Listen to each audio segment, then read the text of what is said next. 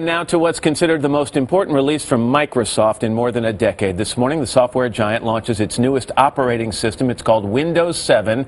And here to unveil it to the world is Microsoft CEO Steve Ballmer. Steve, good morning. Nice to see you. Good to be here. Thanks, Matt. 9 out of 10 people use an operating system like this to run their computer, but a lot of people don't know the difference between an operating system and an operating room. So let's keep this simple. Yes, okay? sir. All right. So why is this different? Why is this important? You have over the world hundreds of millions of people every year buying PCs. We just wanted to make them simpler, faster, more responsive. As compared to Vista, which was not the rave success it might have been. You weren't all that happy with it. Some users weren't happy with it. They said it's clunky. What's the biggest difference between Vista and Windows 7? Well, I think the number one thing, Vista, hundreds of millions of users, most of them very, very happy. But people will turn this on, they'll see that it boots faster, immediately up and running, better battery life on the laptops, the user interface clean, simpler, snappy. People like that. When you say snappy, let's bring in Charlotte Jones, who is a group product manager for Microsoft. Snappy. Show me the bells and whistles. What are people going to be talking about when they learn about this today? Well, first of all, you can get Windows 7 on a variety of PCs, from these netbooks all the way up to this high-end gaming PC. And it's coming out on new PCs all the time. Let me show you this brand new one. You have to be careful not to accidentally recycle this puppy. Look at that. Oh, wow. That is thin. Thinnest laptop ever. That is really thin. It's brand new today. That's the Dell Adamo XPS. Right. Pretty light, too, Matt. Okay. It's very amazing. light. The way people use computers today is very different than the way they used them 2 years ago and 5 years ago and 10 years ago. And this PC is how's a great this going to help them with that? This is a touch PC. This is the Sony Vaio L. And Windows 7 comes enabled with touch already, so these kinds of programs are going to work great right out of the box. I've got some photos here in my photo collage. I can use touch to change them around. What was that movie where they Minority Report? Minority Report, exactly. And then I can save this, and it becomes my personalized desktop. So in other words, when people are concerned now with movies, photos, music, and things, this system makes it easier to handle those things. Oh, absolutely. Absolutely. You have a computer, you want to play to remote speakers in the house. Computer can be the center of your media life. People, it used to be, it seemed to me, correct me if I'm wrong because you're the expert, that it was the business users that drove the market. Has that completely shifted now? Is it all about the consumers? Now, things started out on the consumer side when the PC was launched, and then business kind of took over.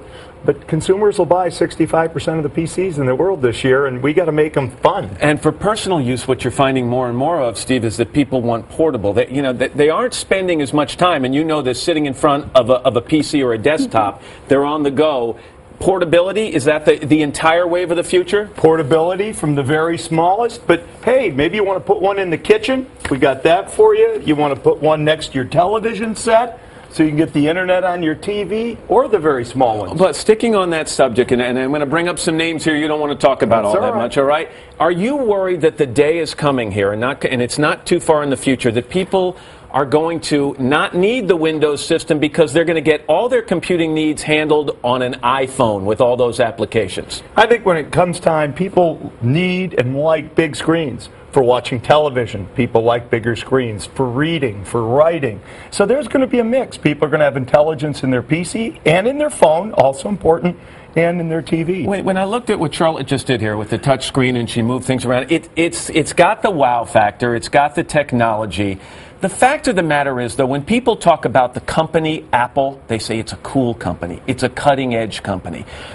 You've got to compete with that as the CEO of Microsoft. Are you envious about the image they've created?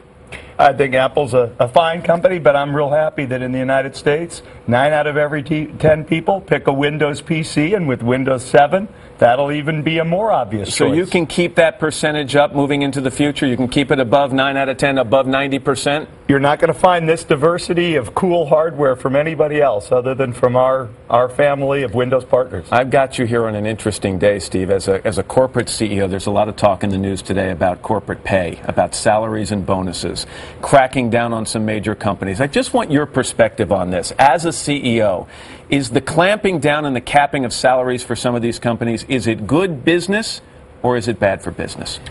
Because of the government's involvement in the companies, I think you just got to think about it as an anomaly, and then it's a question of government policy. In general, I think the market works pretty well. but these are companies where the market wasn't working, I guess, quite as well, and government did get involved. So in other words, what you're saying is that the government can have its say right now, but then down the road it's going to go back to the free marketplace and the government's got to step out. I'm not a policymaker, Right. but I know that these are exceptional cases and exceptional times. Exceptional day for you guys at Microsoft as you launch Windows 7. And Steve, it's nice of you to do it on the show. We appreciate it. Pleasure to be here. Thanks, Good to Matt. see you. All right. Appreciate it. By the way, we should mention that Microsoft is part owner of msnbc.com. Important to get that.